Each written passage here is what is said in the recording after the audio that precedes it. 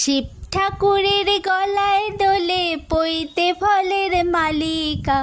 শিব ঠাকুরের গলায় দোলে পইতে ফলের মালিকা।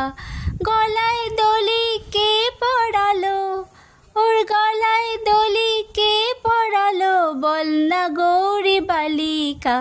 শিব ঠাকুরের গলায় দোলে পইতে ফলের মালিকা।